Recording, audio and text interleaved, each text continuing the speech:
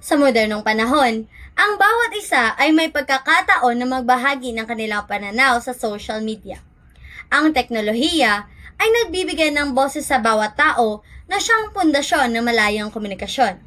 Subalit, kaakibat ng kalayahang ito ay ang pag-usbong ng cancel culture.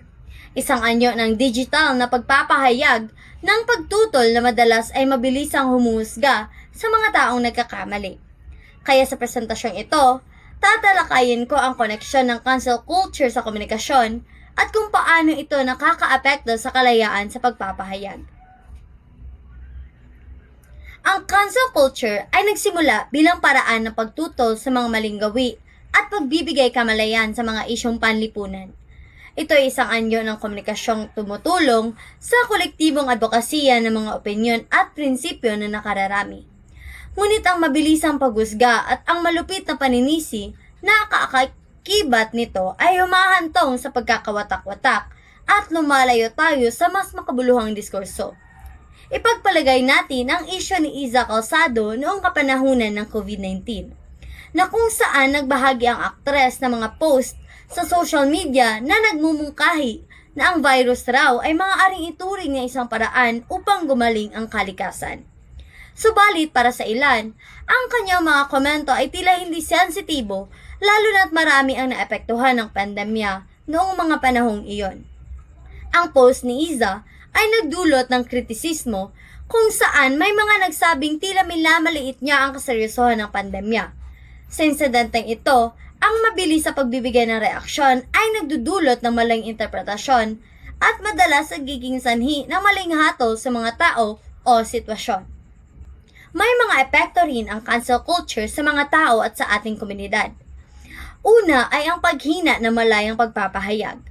Sa halip na magkaroon ng malayang pagpapahayag, nagiging mas maingat ang mga tao na naglilimita sa tunay na komunikasyon at nagiging hadlang sa pagbabahagi ng iba't ibang pananaw. Pangalawa naman ay ang mabilis na paghusga.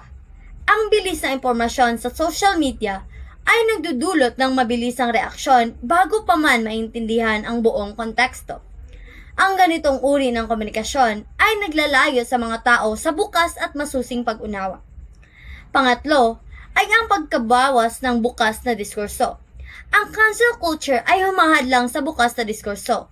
Ang takot sa posibilidad na pagkondena ay nagiging dahilan upang ang mga tao ay umiwas sa mga pagkikipag-usap tungkol sa mga isyong mahalaga. At ang panghuli ay ang negatibong epekto nito sa mental health. Ang matinding stress at anxiety na dulot ng cancel culture ay nagdudulot ng panghihina ng loob at takot sa pagpapahayag. Sa kabila ng intensyon ng cancel culture na itaas ang kamalayan ng tao, ang kawalan ng bukas na komunikasyon at ang mabilisang paghusga ay nagiging sanhi ng pagkakahiwalay ng mga tao. Mahalagang isaalang-alang natin ang halaga ng pakikinig at malalim na pag-unawa bago tayo magbigay ng hatol. Sa pamamagitan ng pagpapanatili ang makabuluhang diskurso, magkakaroon tayo ng tunay na pagkakaisa at koneksyon sa ating lipunan. Yun lamang po at maraming salamat.